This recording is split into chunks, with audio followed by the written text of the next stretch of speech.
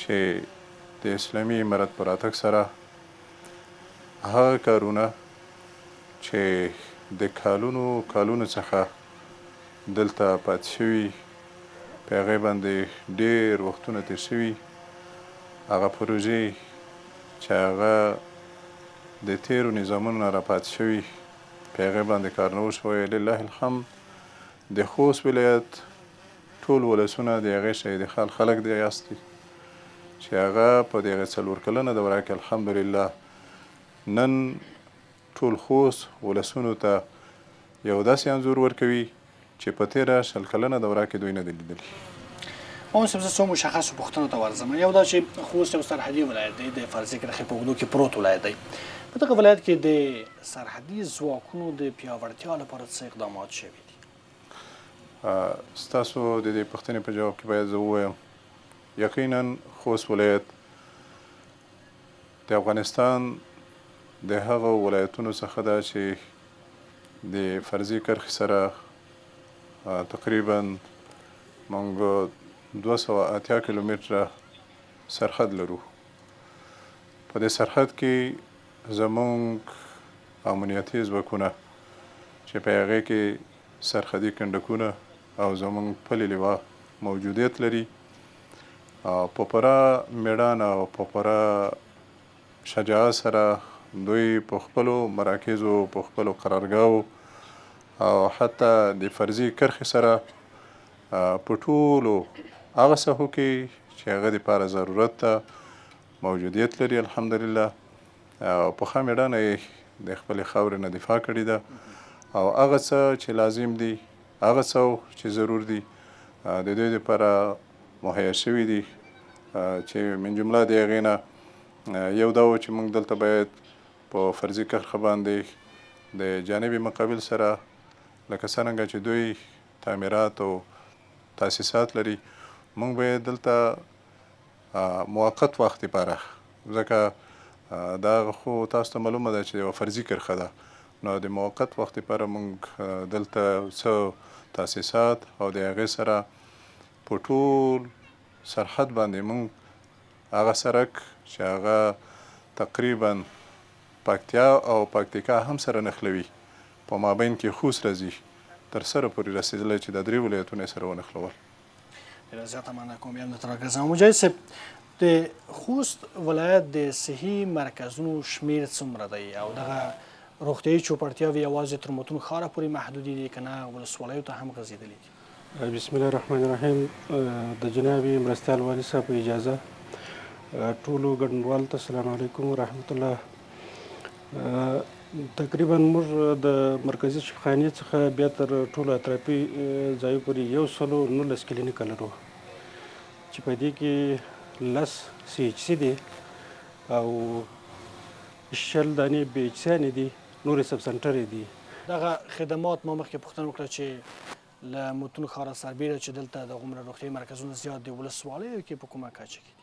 CHC کلینیک په کچه باندې کلینیک لرو خو اوس بیا الحمدلله چې د امیرالمؤمنین حفظه الله په یو خاص حکم باندې 318 جنرال هسپتالونه د ولسوالیو دپاره مشخص شوي دي چې په هغه کې موږ ته 12 دانې خوست ولایت ته راکړه شوي دي 50 بستریزه دي د دې نوي شفاخانو سره چې تر تدارکاتو لاندې دي ډېر وسایل په خیر سلامت شئ. مجاهد صاحب بیا هم تاسو ته راګرځم. خیرخوا صاحب راځئ چې په تعلیمي مرکزونو باندې بحث وکړو. دلته په جنوب ختیځ زون کې په خوست کې زموږ تعلیمي مرکزونه د پوهنې ریاست لخوا څومره دي؟ حامدا ومصليا اما بعد فاعوذ بالله من الشیطان الرجیم بسم الله الرحمن الرحیم. جناب محترم مرستیال صاحب د تلونیوز اولمر تلویزیون همکارانو ولسی خلکو السلام علیکم ورحمت الله وبرکاتو. په جنوب ختیځ زون خوست کې تعلیمي نهادونه چې دي 1200 شاوخوا ته رسیږي. یوه اساسي ستونزه چې له پخوا را په دې خوا ډېر مطرح کېدله هغه د مکتب او د مدرسې ترمنځ هغه واټن فاصله وه. دغه فاصله له منځه تللې ده غومره چې مدارسو ته پاملرنه کېږي په همغه اندازه بیا مکاتبو ته ښوونځیو ته هم پام شوی؟ الحمدلله دا چې د امارت پر تګ سره مخکې که څه هم په تیر نظام کې مدارس شاته پاتې شوي او مکاتبو ته هر څه سهولت برابر شوی و خو د امارت پر تګ سره مدارسو ته هم کوډونه ورکړل شول، رسمي کوډونه د شیخ صاحب په امر سره هغه هم رسمیاتو ته ولوېدې، لکه څه ډول چې د مکاتبو ترمیمات او د مکاتبو ستونزې اورېدل کېږي، همدا ډول د مدارسو ستونزې هم اورېدل کېږي. کوم ترمیمات چې موږ یا نور ستونزې چې مکاتبو سره حل کوو همدا ډول مدارسو سره په مخ بیایو. په اوسني وخت کې د مدارسو او د مکتبو ترمنځ هیڅ وټن او فاصله نه ده موجوده. ټول موږ ته د یوه ریاست او د یوه وزارت تر چتر لاندې خپلې کړنې ترسره کوي. خو څه غواړم چې په دغه پوښتنه کې راته تفصیل راکړې. هغه ولسوالۍ چې د فرضي کرښې په اوږدو کې دي هلته د پوهنې او د ښوونځیو وضعیت څنګه دی؟ هغه ولسوالۍ چې د فرضي کرښو په اوږدو کې دي هلته د مکاتبو او مدارسو پوها هم توجه نه ورته شوې، خو د امارت په رتګ سره ډېره توجه ورته شوې دوی. هلته لکه څه ډول چې موږ په مرکز کې خپل ښوونځي او خپل مدارس پر مخ بیایو همدا ډول هلته دي د دوی کوم داسې ښوونځی او داسې مدارس موږ په هغه کرښو کې نه لرو چې تر اوسه بند پاتې شوي وي، او هغه ښوونځي او هغه مدارس خپل فعالیتونه په ښه شان سره سرته رسوي. کور دې ودان. خوستوال صاحب دلته په خوست کې ډېر زیات قومونه د افغانستان ژوند کوي او ټول هم محترم دي، خو په تېرو لسیزو کې ډېرې داسې جګړې وسولې، نښتې او شخړې د قومونو ترمنځ وې چې ډېر کسان هم پکې ووژل شول. دغه نښتې اوس هم دوام لري؟ امارات کوم خاص کار پکې کړی ده چې دغه نښتې او دغه شخړې د قومونو ترمنځ پای ته ورسوي؟ بسم الله الرحمن الرحیم. جناب معین صاحب په اجازه او د تلو نیوز خبرنګارانو راغلو میلمنو السلام علیکم ورحمت الله وبرکاتو. د سوال په ځواب کې واقعا چې په تیر جمهوریت کې د شخړې او دغه قومي برخورد ډېر زیات و، خصوصا د ځمکو په سر باندې هر قوم یو حدود په خپل مابین کې لري. خو الحمدلله چې کله اسلامي امارت راغله ده دا بې مبالغې درته یو چې دا نه چې موږ د دې په خاطر نه چې د نظام موجود ده، نو اوسه پر بیا د یو کس په دې کې نه کوم زیان لیدله ده او نه پکې برخورد شوه ده، خصوصا د موږ د کوچیانو او د خستولو قومونو په منځ کې دغه ټولنیز اقتصاد او دغه مشکلات ډېر تر زویر شاه وخت د داود د وخت نه داسې پاتې دي، وخت نو وخت ډېر مرګونه پکې شوي دي. نو بیا د خلیفه صاحب مبارک او د دغو د مشرانو هغې وخت په دې کې موږ نه صلاحیت واک وخوسته ده، په هغې کور شروع ده، په دې کې د ډېرې هلې ځلې کړي دي. انشاءالله یوې موافقې ته محررون یې راوختي دي، سندونه چې چا سره و سندونه یې طلب کړي دي، او عرفي سندونه، شرعي سندونه، او دغسې د نورو قومونو په مقابل کې لکه د بلخیل او د صوباریو د زمپر په هغې منځ کې تقریبا په حدود د 200 کسون په تیر جمهوریت کې د دې په منځ کې تلفات میندلې دي، د یوه طرف نه 80 کسون د بل طرف نه. هغه چې کله اسلامي امارت راغلی هغې کې اوس نظامي ځواکونه پروته دي د هغې د خلکو د خیر د په خاطر. زه غواړم چې په همدغه باندې لږ زر وضاحت راکړئ چې مثلا امارات دوی لپاره څه کړي دي؟ اوربان یې رامنځته کړی دی، هلته امنیتي ځواکونه ځای په ځای کړي دي، دواړو لورو نه تضمین اخیستی ده، څه یې کړي؟ څنګه دغه شخړې حل کړي دي؟ په دې کې زه خپله موجود وم او خلیفه صاحب مبارک بیا د خلیل حاجي صاحب د خدای شهادت قبول کړي، هغې په مشرۍ کې د درو څلورو قومونو د پکتیا، پکتیکا، خوست، د غزني قومي مشرانو، علما کرام د هر ولایت نه 15 کسان 20 کسیزه شورا وه، د هغې کې بیا لاره 20 کاله بند وه، د هغې بلخیلو لیار تر خلبیساته پرې ډېره نږدې وه، 20 کلو کې په هغې باندې څوک رابطه ماتې نه شو کولی. هغه لارې خلاصې کړې، پوستې دواړو طرفونو نه لرې کړې، او د دې په منځ کې اوس رافته ماده د موټرو څوک یو په بل باندې تجاوز نشي کولی. نو انشاءالله دا د اسلامي امارت د راتګ برکاتو چې د مشرانو اوسه پر دغې ځای پر هلې ځلې کړي دي، امید شته چې فیصلې به انشاءالله د ټولو قومونو په مابین کې د خیر فیصلې کېږي. ډېره زیاته مننه کوم، په خیر او سلامت اوسئ. زه معاون صاحب خلکو ته څو پوښتنې به راواخلو بیا بېرته راوګرځېږو، یو څو پوښتنې له خلکو نه رااخلو. څو پوښتنې مهرباني. بسم الله الرحمن الرحیم. معاون صاحب نه مې یو سوال دی. سلیمان ژوندی یم، زه خپله خبریال یم، جمهوریت کې هم اوسم. یو خبره دا ده چې مونږ چې کله راپورټونه جوړوو، مثلا دوی سره خبرې کوو یا داسې موضوعات دي چې د ولس او د حکومت ترمنځ ستونزې وي، او په ډېرو ځایونو کې دوی مشکلات جوړوي، او لکه مونږ داسې یو رقم ته بند و، دوی وایي چې د بیان ازادي نشته، هغه دي او دغه دي، ډېر موضوعات دي. زه خالي یو مثال تاسو ته درکوم. ما د ملکي وګړو په د تېرو 20 کلونو کې یو راپورټ شروع کړی و چې مثلا دې کې ناټو څومره ملکیان وژلي دي، بهرانیانو څومره وژلي دي، خو دا ټول اړخونه اربکیانو څومره وژلي دي. کله چې دې ځای ته راغلم چې طالبانو څومره په دې برخه کې ملکي کسانو ته مرګ ژوبله اړولې ده، د دې په ځای چې همکاري وکړي، هغه زموږ ټول پروګرام، هغه راپور تقریبا 28 دقیقې و، ختم شو. او یعنې هدف دا ده چې معلوماتو ته د لاسرسی ستونزه ده.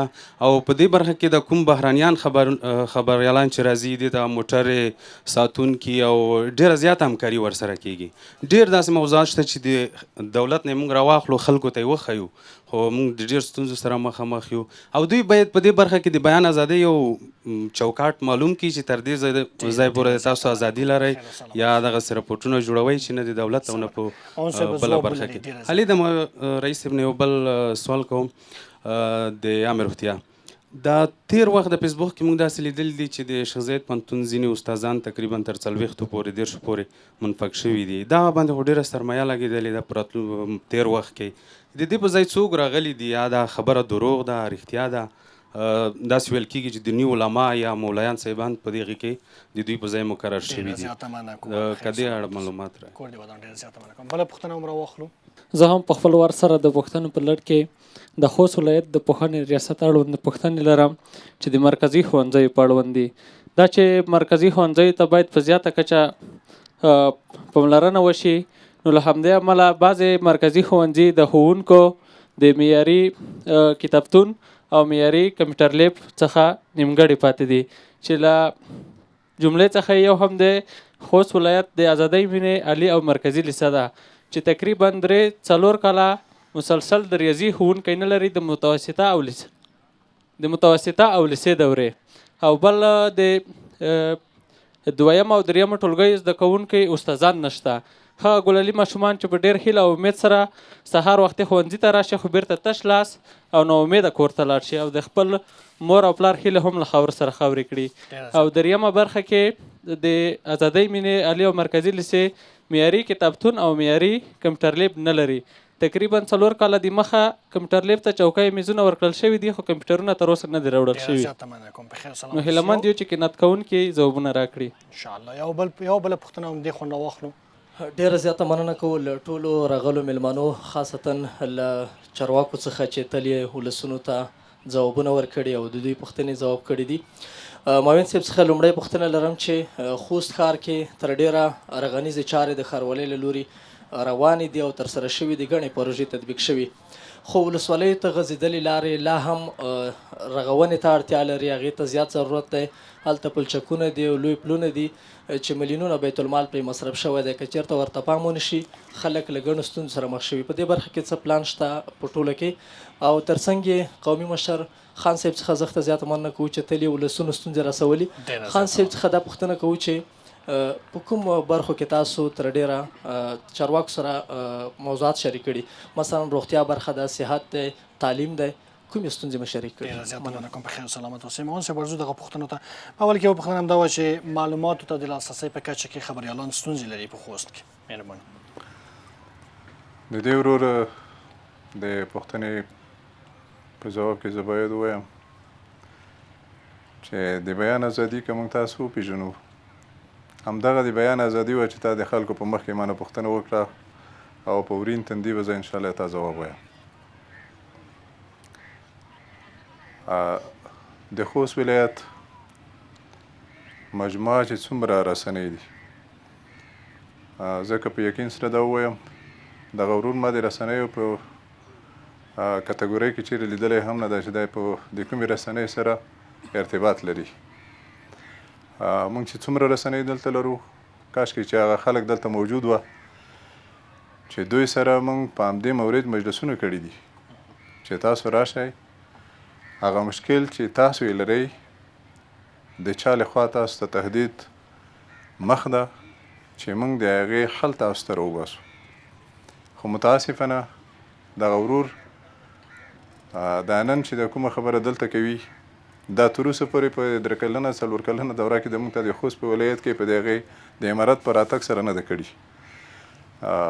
زه به بیا ووایم چې په ډېر تاسف سره که دلته نورې رسنۍ موجودې وه هغه د رسنیو ملګرو په خپله د ده جواب کړی وه چې موږ د رسنیو سره څومره نزدېکیت لرو او موږ هر وخت رسنیو ته په خپل وخت جواب ویلی ده.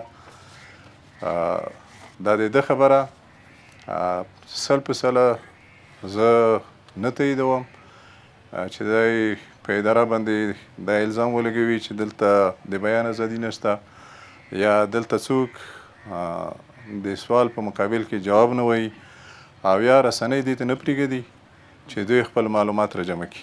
یو بله پوښتنه وه مامون صاحب چې ولسوالیو ته غځېدلې لارې تر ډېره حده پورې جوړې نه دي په دې برخه کې مشخص پلانونه ولایت لري؟ الحمدلله نو دا خو تاسو ته در معلومیږي چې دلته په 100 کلنه دوره کې دا د خوست خلک شاید خال دي هغه خدمات چې د ښاروالۍ لخوا او یا د فواید عامې لخوا وړاندې شوي دي خوستیانو ته په دې 4 کلنه دوره کې موږ دا د خوست خلک به انشاءالله د دغې جواب ووایي چې په دا 4 کالو کې کوم کار شوی ده کومې پروژې دلته پلي شوي دي دا په 100 کلنه دوره کې نه وي شوي.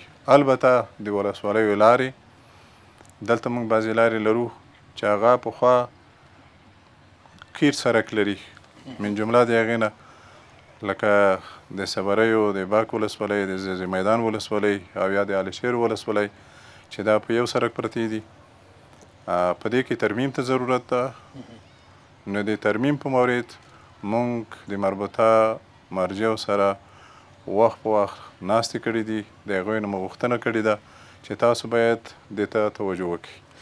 یو بله پوښتنه چې مامون صاحب نه هم بیا پوښتنه وکړم چې په لنډه توګه د شیخ زاید پوهنتون د استادانو د لرې کولو مسله دوی دا وشوه چې ګواکې په ځای بل څوک راغلي دي تغییر او تبدیل خو طبعا هر چېرته رامنځته کېږي په دې اړه مې وضاحت که اوسه شریک کړئ. نو زه وایم چې دا به د پوهنې ریاست مربوط موضوع بخیر او سلامت اوسئ. مجاز صاحب یوه اساسي مسله دا ده چې خوست د فرضي کرښې په اوږدو کې پروت ولایت دی او د ګوزڼ خطر هم پکې شته. په دې برخه کې اقدامات شوي دي چې د ګوزڼ له ستونزې سره یا پولیو سره مبارزه وشي او دغه واکسیناسیون کمپاینونه پیل شي؟ بله په خوست کې وخت په وخت کمپاینونه شوي دي او خوست چې دی چون یو سرحدي ولایت دی د مهاجرین ځي او راځي دلته خامخا به طبعا یو وخت مشکل پیښیږي خو بیا هم موږ په خوست ولایت کې په د سږ کال کې د ګوزڼ کومه پیښه نه لرو مثبت پیښه نه لرو. له کمي پلو راخوا له کیفي پلوه په خوست کې د روغتیا برخې قوت څومره دی؟ اوس خو الحمدلله ډېر سم سوی دی ځکه چې موږ په دې لسو میاشتو کې د تیر نظام د وخت 8 کلینیکونه نیمه پروژې وي هغه مو فعاله کړي هم دي او پروژې هم پوره شوي دي او کلینیکان مو هم فعاله کړي دي او نور مو هم داسې صحت خلکو ته رسیدګي کړې ده چې نوي کلینیکان مو راوړي دي سب سنټر څه بي سي ته ارتقام ورکړې ده. یو اساسي مسله مجاهد صاحب چې غواړم پکې جزئیات ورکړي هغه دا ده چې په خوست کې موږ څومره ښځینه طبي پرسونل لرو؟ طبي پرسونل تقریبا شاوخوا به 1.5 سلوي شاوخوا ښځینه طبي پرسونل او دا کولی شي چې په خوست کې هغه اړتیاوې چې په دې برخه کې د هغو ته رسیدنه وکړي یا نه یو کمښت خاص احساسېږي د ښځینه طبي پرسونل؟ بلې ټول ولایت کې کور شوی دی فقط 3 ځایه چې اوس پاته دي سپینه ساحه ده 3 ځایه پاته دي په هغه کې هم خبره موږ کړې ده ډونر مو پیدا کړی دی هغه ته به انشاءالله رسیدګي وشي. عزتمندو لیدونکو ورزو لنډې دمې ته له دمې وروسته د خلکو غږ خپرونه له خوست ولایت څخه دوام لري.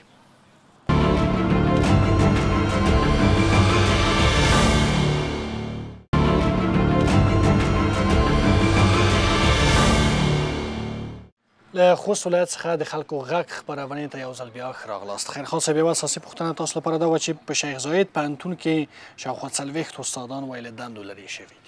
د دې ورور پوښتنې په ځواب کې به زه دومره ووایم چې دا خو د لوړو زده کړو وزارت مربوط دی خو بیا هم لله الحمد د امارت په راتګ سره موږ تعلیمي څومره ادارات چې دي په خپل منځ کې هماهنګي سره لرو.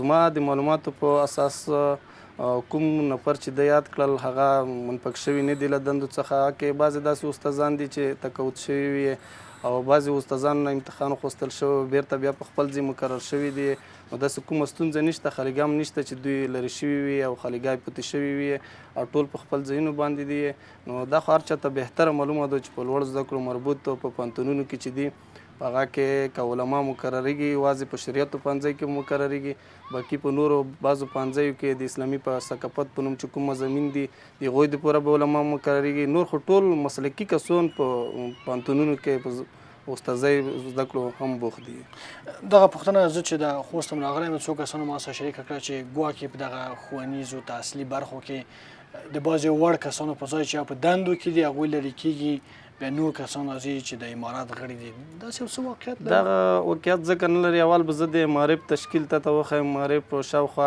د موږ سره 7000 خوشو تشکیلات دي 7000 کې داسې کسان نشته چې موږ یې له دندو ګوښه کړي وي یو خو هغه خالي بستونه دي چې یو څوک خالي شي یا چېرته وفات هم شي یا د مرضۍ په اساس تقاعد شي یا د عمر په لحاظ یا د وظیفې په لحاظ تقاعد شي هغه آزاد رقابت ته ورکول کېږي د آزاد رقابت د لارې ګمارل کېږي او یو ویل کېدو چې د مرکزي ښوونځي لپاره معیاري کتابتون نشته یا کمپیوټر لب نشته دغه موضوع چې دوی دا خو هم د تېرې ادارې له په دې خوا هم پوتې شوي دي خو د اسلامي امارت په راتګ سره تقریبا په خوست کې موږ په 4 کلونو کې د 200 شاوخوا لابراتورونه نصب کړل د هغوی دپاره مو کمپیوټري مواد هم ورسول همدا ډول کمپیوټرونه چې کوم دي هغه مو نصب کړل په بعضو اماراتي ښوونځیو کې خو دا ورو په تدریجي ډول سره انشاءالله حل کېږي دا د تېرې ادارې له په دې خوا پوتې شوي دي خوستوال صاحب کومې حل لارې چې امارات د قومونو ترمنځ د شخړو د حل لپاره وضع کړي دي دا یوازې موقتي دي چې یو چېرته پوستې واچوه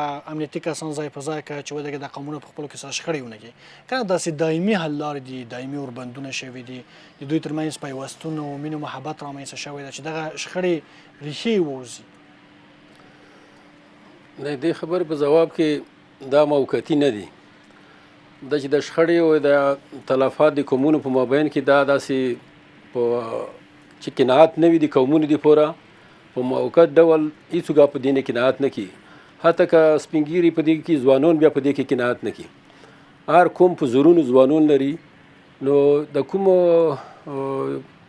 امارت چې په دې کې هلې ځلې شروع کړي دي خصوصا خلیفه صاحب په دې کې چې هلې ځلې شروع دي دا انشاءالله دایمي دي موږ نه داسې نه دي کړي چې سر د یوې داسې د ځمکو چې اسناد نشته بله نه وي موږ نه د واک وخوستوي هغه چې که چا سندونه ورسره وي شرعي سندونه یې طلب کړي دي که عرفي سندونه وي چا سره کوم دلایل وي سابقه د ځمکو د شتون په باره کې چې مثال توسې په دې باندې چې جنګونه کوي یا د ځون دپاره هر کوم دلیل پیش کوي هغه یې مشون ورېدلي دي انشاءالله فیصلې موږ په دې کې ډېر امیدواره یو چې داسې فیصلې به کېږي چې هغه به ټول عمر دپاره انشاءالله د قومونو په منځ کې د حل سبب ګرځي مثال په توګه زه ته وایم چې دغه تقریبا 15-16 میاشتې مخته د سورخیلو یو د پخري په منځ کې سورخیل د پکتیا مربوط کېږي پخري د پکتیکا مربوط کېږي چې دا د 90 کلونو په یوه غرنې ډېره غټه بدي وه او یا کسان کې هغې کې مړه هغه الحمدلله د مشرانو په هلو ځلو د خلیفه صاحب د په اخلاص هغه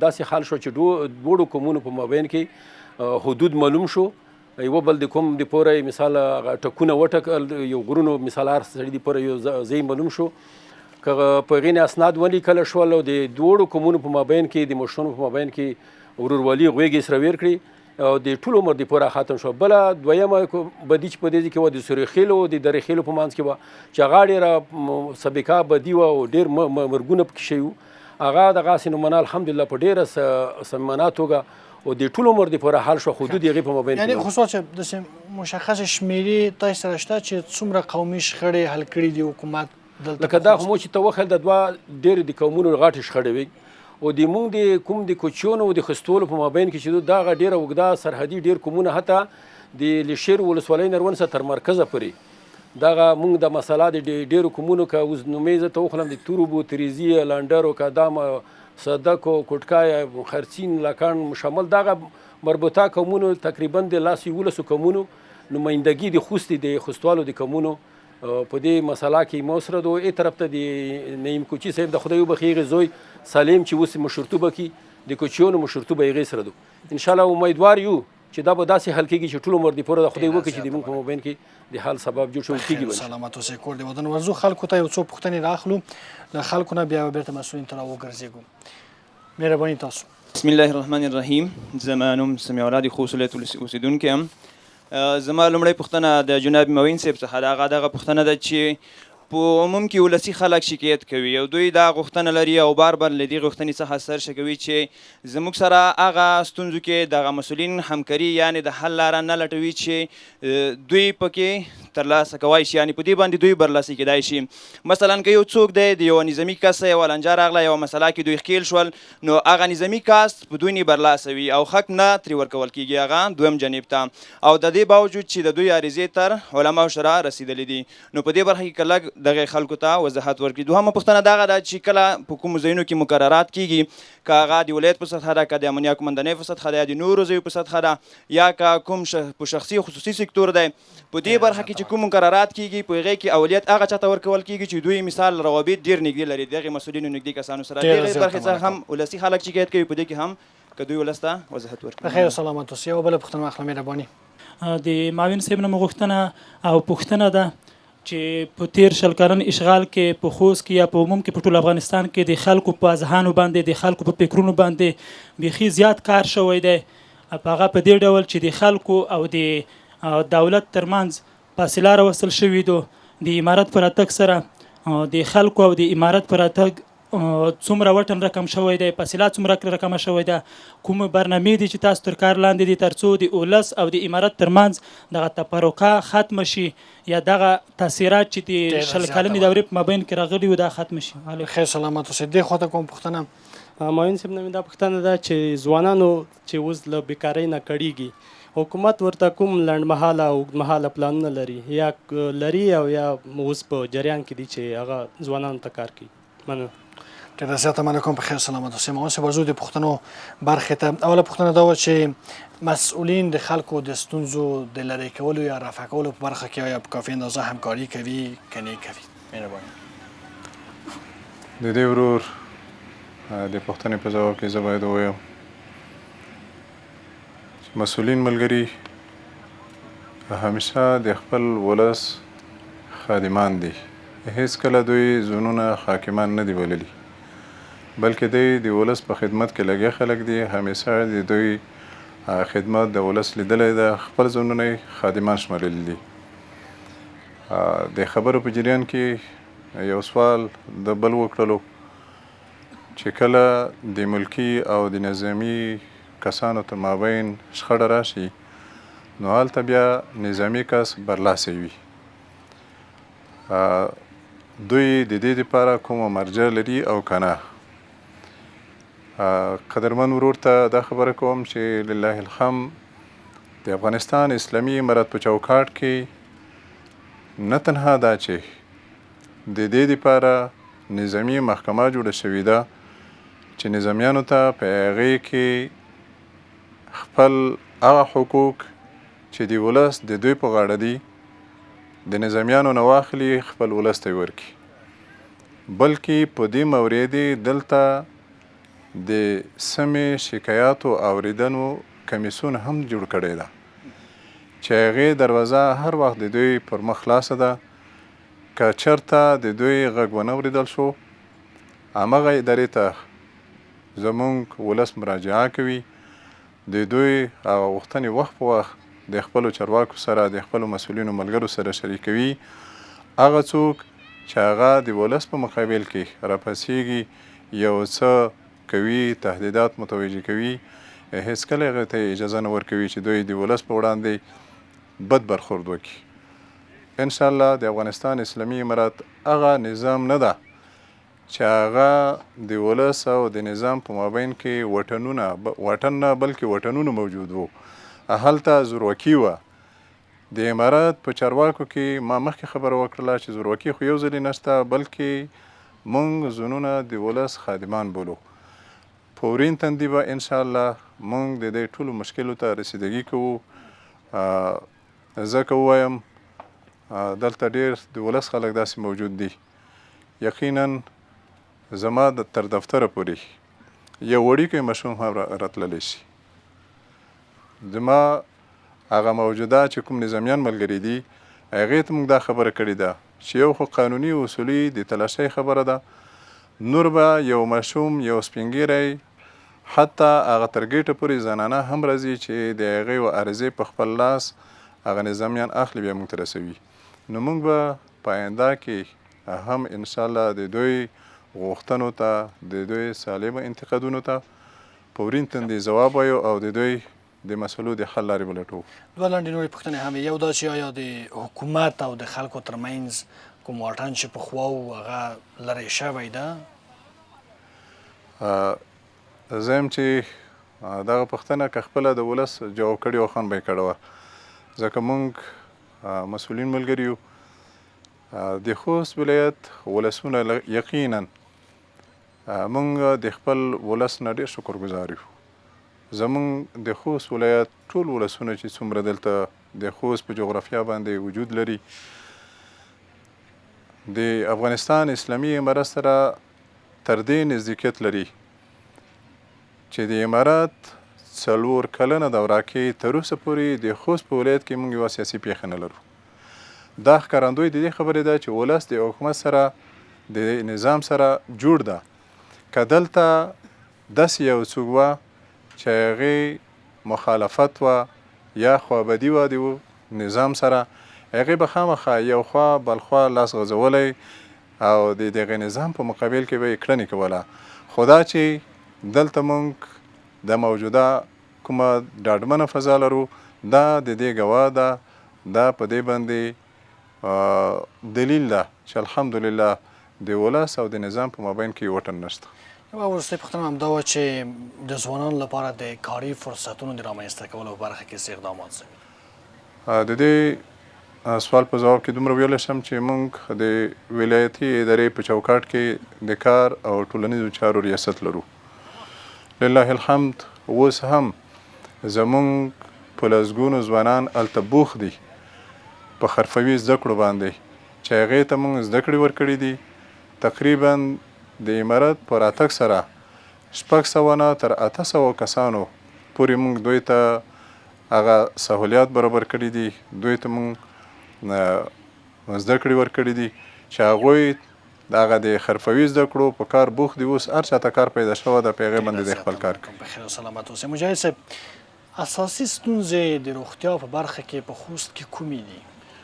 بسم الله الرحمن الرحیم. اساسي ستونزې خو داسې دي چې زموږ د خوست ولایت 22 لکه نفوس موږ لرو او موږ ته د 4,80,000 سهمیه راکول کېدل د طبابت په باره کې. خو بیا لله الحمد په دې نږدو ورځو کې د محترم والي صاحب په مرسته باندې د امیرالمؤمنین شیخ صاحب موږ ته حکم د 3,500 بستر راکړی دی. موږ ته به پرسونل هم اضافه کېږي، موږ ته به دوا هم اضافه کېږي. نو انشاءالله په ډېر راتلونکي نږدې وخت کې به موږ خپل صحت ته ډېر ښه برلاسي اوسو او د خلکو ستونزې به حل کړو. داسې ولسوالۍ موږ لرو چې د کرښې په اوږدو کې دي، تر څو چې تر مرکزه پورې رارسېږي. هلته د مور او د ماشوم د مړینې پیښې هم شته. د دې لپاره مو څه حل لرو؟ یا هلته مرکزونه ورته لرو، نږدې مرکزونه لرو. خو دا مرکزونه یوازې ابتدایي خدمات وړاندې کوي. نو کومه ستونزه چې پیښ طبعا خو ما ته ویل چې موږ 12 کلینیکه اوس موږ ته نوي جوړیږي، هغه جنرال هسپتالونه دي چې هغه کې به بیا هم ټولې ستونزې حلیږي. خو د اوس لپاره موږ دغسې HC لرو، کوم مشکل هلته پیښ شي امبولانس لرو، د امبولانس کې انتقالوو ملکي روغتون ته. دلته بیا ستونزه په ستراتیژیک پلان باندې مو کار کړی ده چې په راتلونکي 3 کلونو 15 کلونو کې به د خوست د روغتیا وضعیت کوم ځای کې؟ بله انشاءالله پر نږدو راتلونکي کې به تر 3 کاله به موږ ټوله منطقه کور کړو او ستونزه د خلکو له رسیدګي به ژر هسپتال ته کېږي او هلته به متخصصین هم موجود وي. دې ته به ضرورت نه وي چې د ولسوالۍ د روغتون څخه او ملکي روغتون ته خلک راانتقال. خیر سلامت اوسئ. خیرخان صاحب، اساسي پلانونه مو څه دي چې په خوست کې دلته د پوهنې لپاره ستراتیژیک کارونه وشي؟ اساسي پلانونه موږ په خوست کې دغه دي چې موږ د مکاتبو د مدارسو دپاره د امارت په سطحه که څه هم تیر نه وو، اوس کې د انکشاف مسلکي اعضا علمي اعضا مقرر شوي دي. د هغوی په اساس هغه ښوونکي چې په تیر نظام کې مقرر شوي وو دوی د رشتې مطابق نو هغوی ته سیمینارونه ایجاد کړي، د هغوی خپله د رشتې مطابق دوی ته زده کړې ور وکړي تر څو دوی په راتلونکي کې د رشتې مطابق زده کوونکو ته سالمه زده کړه انتقال کړي. او د دې تر څنګ هغه لرې پرتې سیمې چې هغه د تعلیم نه بې برخې وې په تیر نظام کې لله الحمد د امارت په راتګ سره همدا ډول نور هم قوي پلانونه ورته هم لرو چې په راتلونکي کې په هغه سیمو کې که څه هم اوس هم ښوونځي او مدارس ایجاد شوي دي، همدې ته ورته همکارو بنسټونو لخوا هم ټولګي ایجاد شوي دي چې هغه د زده کړو نه محروم پاتې نه شي او په راتلونکي کې د امیرالمؤمنین حفظه الله د حکم په اساس چې په ولایاتو کې مرستیال والي صاحب چې موږ سره مخامخ ناست دی، دی په ولایاتو کې مشري په غاړه لري، په هغه سیمو کې چې لرې پرتې سیمې دي د هغوی دپاره اساسي ښوونځي او مدارس هم جوړ شي. له کابل چې راوځئ تر پکتیکا پورې د خوست نوم مشهوره و چې دلته د تعلیم او د تحصیل بنسټونه ډېر زیات دي. زه چې کله د 2 ځلې خوست راغلم ما څو ځلې له ځوانانو نه واورېدل چې یو څه انګیزه د ځوانانو کمه ده د تعلیم او تحصیل په برخه کې. داسې تشویقي پروګرامونه لري چې بیرته وهڅوئ د ځوانانو د تعلیم او د درس او د مکتب او د پوهنتون لپاره؟ د هغوی لپاره خو ما مخکې یادونه مو وکړه چې انکشاف مسلکي اعضا مقرر شوي دي، د هغې ترڅنګ تضمین کیفیت په نوم یو نوی امریت ایجاد شوی دی چې په وزارت په سطحه ایجاد شوی دی د تضمین کیفیت انکشاف مسلکي اعضا او د دې ترڅنګ ځوانانو سره وخت موږ هم ناستې لرو. هغوی کومو ځایو کې چې تعلیم انګیزه کمه وي هغوی ته سفرونه کوو د دې لپاره چې تعلیم ته وهڅوي تر څو هلته موږ تعلیمي بنسټونه هم جوړ کړو. ډېره زیاته مننه کوم. خوستوال صاحب آیا تاسو هم د حکومت هغه سپارښتنو او غوښتنو ته غاړه ږدئ؟ ځکه چې په قومونو باندې هم دا انتقاد ده چې یوازې په خپل سر عمل کوي او کله کله ناکله حکومت مجبوره کوي چې له زور نه په یو مسئله کې کار واخلي.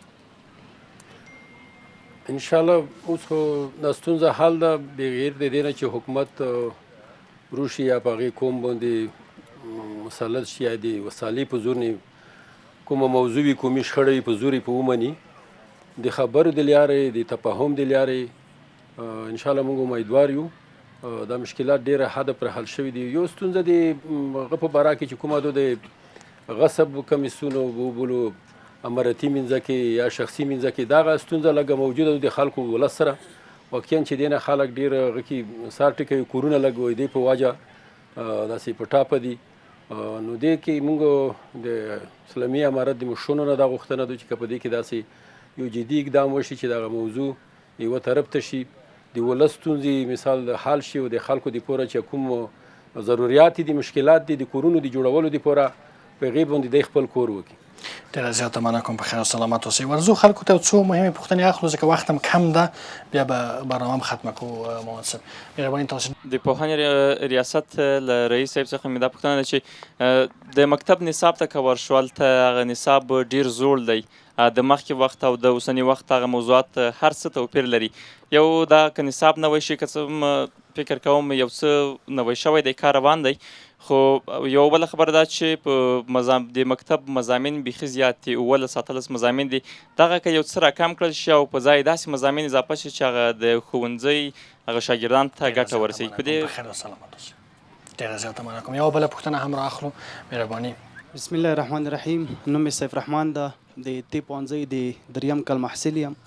ما پوښتنه د مجاهد صاحب څخه ده چې په خوست ولایت کې موږ بار بار د دې شاهدان یو چې ځوانان ځان وژنه کوي، نو آیا د دې لپاره تاسو کومه خاصه برنامه یا څه لرئ تر څو د داسې پیښو مخنیوی وشي؟ مننه. ډېره زیاته مننه کوم. وخت هم ډېر کم دی. ورځو د پوښتنو ته محمد صاحب د وروستۍ پوښتنې په توګه زما یوه پوښتنه چې پای شوله هغه دا ده چې څو ځلې پاکستان دلته بمبارۍ وکړې او سرحدي نښتې هم وشوې. پاکستان وایي چې امنیت یې له دې خوا نه ګواښل کېږي. په دغو بمباریو کې څوک په نښه شول؟ د خوست په استازیتوب څه ځواب ورته لرئ؟ دا چې زمونږ ګاونډی همیشه د افغانستان په خاوره باندې دوی تجاوز کړی ده او په یو بل نام یې دلته بمبرۍ کړي دي. وروسته ثابته شوې ده چې دا خلک څوک هغه د ولس هم لیدلی دي. دلته د رسنیو ملګري به هم موجود وي، د رسنیو ملګرو هغه هم لیدلی دي. هغه ډاکټر صاحبانو چې هغې شفاخانې ته زخمیان وړل شوي دي چې هغه کوچني ماشومان او زمونږ زنانه خویندې دي. زما مطلب ده چې د دوی څومره بمبرۍ دلته شوي دي په یو او یا بل نم باندې هغه طلب شوي خلک په هغې کې متضرر خلک زمونږ عام ولس وګړي دي. دا که یو ځلې شوې ده، که دوه ځله شوې ده، که درې ځله، هر څومره بمبار چې دلته شوی ده ټول په ولسي وګړو باندې شوی ده او دغه ولس ټول د هغې شهیدان دي. مهندس صاحب د یوه وروستۍ پوښتنه کومه ده، د خوست ولس هم دلته ناست ده، څه ژمنه کوئ دغه خوستیانو سره چې تاسې به څه ورته کوئ، د دوی کومو مرستو ته اړتیا لرئ؟ ډېر په لنډه توګه راته ووایئ. انشاءالله مونږ همیشه د الله جل شانه په نصرت باندې اتکا ده. زمونږ کارونه چې څومره کړلی کېږي د خدای تعالی په نصرت باندې وي. دا چې ولس ته مونږ په دغه امتحان کې انشاءالله خپله ځان ښودنه کړې ده، مونږ یې لیدلي یو. دا که زه ووایم چې مونږ د ولس په خدماتو کې شپه ورځ یوه کړې ده تر څو ولس ته خدمات وړاندې کړو. دا به انشاءالله مبالغه نه وي. لنډ کرا شو د خوست ولایت د خوست ښار چې په دې 4 کلنه دوره کې کوم انځور ورکړو، 20 کلنه دوره د هغې نه عاجزه ده، حتی 40 کلنه دوره د هغې نه عاجزه ده. پخوا نور مو هم هغه پلانونه چې مونږ په آینده کلونو کې لرو انشاءالله د خوست ټول ولسونه به د هغې شاید خلک شي، هغه به له نږدې وویني.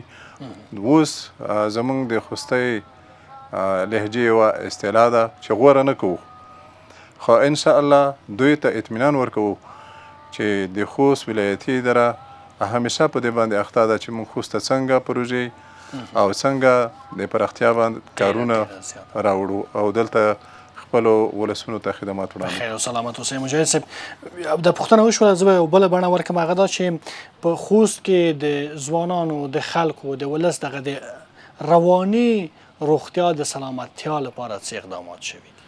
نو د دغه ورور په جواب کې به زه ووایم چې د ځان وژنې 80% علت خاص نه معلومیږي چې دغه ځوان ولې ځان وژنه وکړه. خو بیا هم موږ د ځینې رواني ډاکټرانو سره ناستې کړي دي، که تاسو په کوم مریض باندې پوه شوئ چې دی په مشکلاتو کې موږ ته را معرفي کوي، بیا موږ مربوطه ځای ته معرفي کوو، او که دی بېکاره یي د کار زمینه ورته برابروو. خو داسې خاص علت یې نه دی معلوم شوی تر اوسه پورې موږ ته چې دغه کس ولې ځان وژلی دی، ولې داسې پېښ شوی، داسې خاص علت یې موږ ته په لاس نه دی. وروستۍ پوښتنه هم تاسو شریک وو، داسې خاص نویدونه یا ژمنې یا ښه خبرونه د خوست لپاره شته د صحت په برخه کې؟ بلې و، خو تا ته مې اوس وویله چې زموږ د 100 بستره روغتون 350 بستره ته ارتقا کړې ده او 12 ثاني جنرال هسپتالونه خوست ته دغسې منظور شوي دي چې دا به د خوست لپاره یو ښه زیری وي او د خلکو به وساکي او اسانتیا به ورته راشي. په دویم صورت کې موږ په خوست ولایت کې کلچر فعاله کړی دی چې د 6 لکه ډالرو ارزښت لري، کلچر او PCR. نو دا په ډېرو ولایتو کې نشته. او بل مو د خوست روغتون ته عمومي 500 کیلو واټ برېښنا، لمریزه برېښنا منظور کړې ده چې دا به تمن په ډېرو ولایتو کې نه وي، ځکه په ډېرو ولایتو کې 1.5 کیلو واټ 200 دغسې وي، خو موږ 500 د NDP د خوا څخه ورته سلامت اوسئ. خیر خاصه بیا پوښتنه هم دا وه چې د ښوونځیو نصاب زوړ دی. د دې ورور پوښتنې په ځواب کې به زه دومره ووایم چې د دې لپاره د شیخ صاحب حفظه الله لخوا یوه کمیټه هم جوړه شوې ده، تر 6مه پورې نصاب انشاءالله د ده لخوا تایید شوی دی. په راتلونکي کې به هغه هم ټولو ولایاتو ته رسیږي او د 6 نه پورته کره کتنه پورونه ده، د کره کتنې وروسته به همدغه نصاب کې تغیرات هم راځي. په دغه پوهنیز برخه کې موږ داسې پروګرامونه لرو چې یو نفر باظرفیته با استعداده ولرو، تشویق یې کړو، تر خوا یې ودرېږو او ملاتړ یې کړو. موږ په دې برخه کې ډېر پروګرامونه لرو، لکه بعضې هغه شاګردان چې زموږ سره په مکاتبو کې په مدرسو کې دي، هغوی استعداد ته په کتو سره موږ ځان ته ځانګړې برنامې ورته لرو. د هغې دپاره انسټیټیوټونه دي، هغه کې تخنیکي زده کړې دي، هغه ترسره کوي چې هغه کسان موږ د تشویق په خاطر هلته بیا معرفي کوو او د ولایت په سطحه معرفي کوو او هم مرکز ته معرفي کوو. په مرکز کې د هغو دپاره ځانګړې برنامې په پلان کې دي، نو دا موږ ډېر معرفي کړي دي او په راتلونکي کې نور پلانونه موږ ته لرو.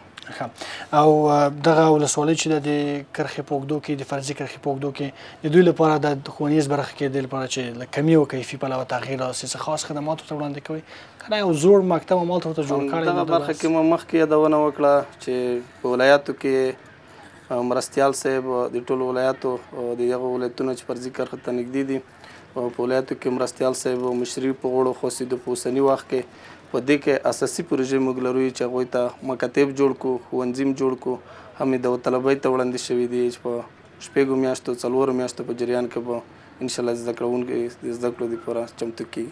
ډېره زیاته مننه. خوستوال صاحب حکومت ادعا کوي چې غواړي چې د قومونو ترمنځ پیوستون راشي دغه جنګ و جګړې و شخړې خلاصې شي او له قومونو داسې تقاضا کېږي چې هغه غیر اسلامي و غیر افغاني کلتورونه و رسم و رواج و په یو ټوټه ځمکه باندې وژل او دغه مسایل پای ته ورسوي. تاسو قومونه په خپلو کې داسې جرګې لرئ چې فیصلې وکړي چې دغه شخړې به نور نه کوو دغه ځای کې به اوربند کوو دغه مسایل به دغه ډول حل کوو؟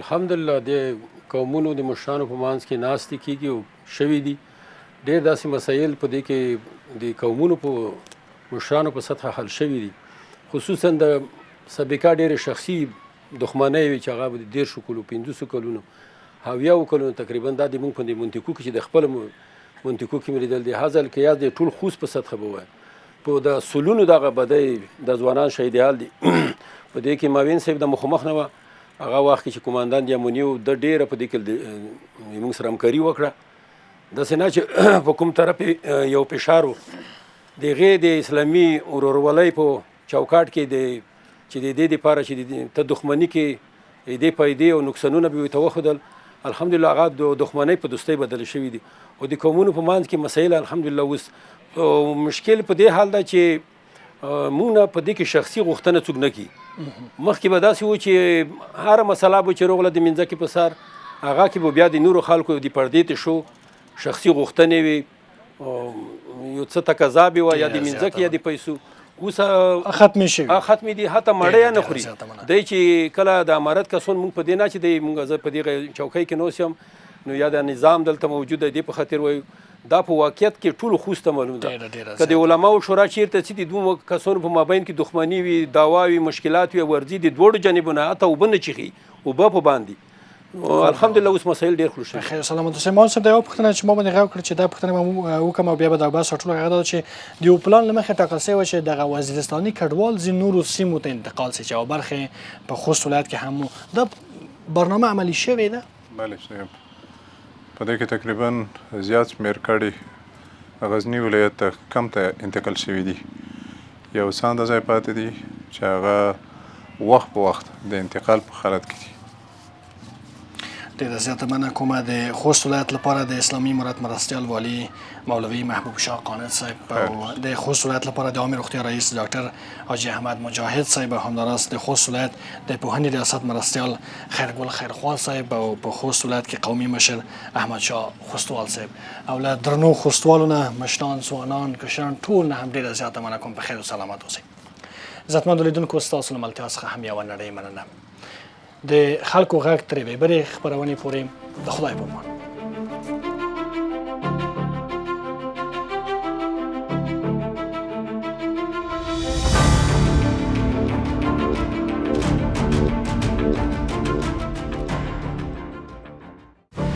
زه د حکومت څخه غواړم چې معلولینو معاشات زیات د عامه نظم ترانسپورټ سیستم برابر کړي ځوانانو لپاره د کار زمینه برابر کړي.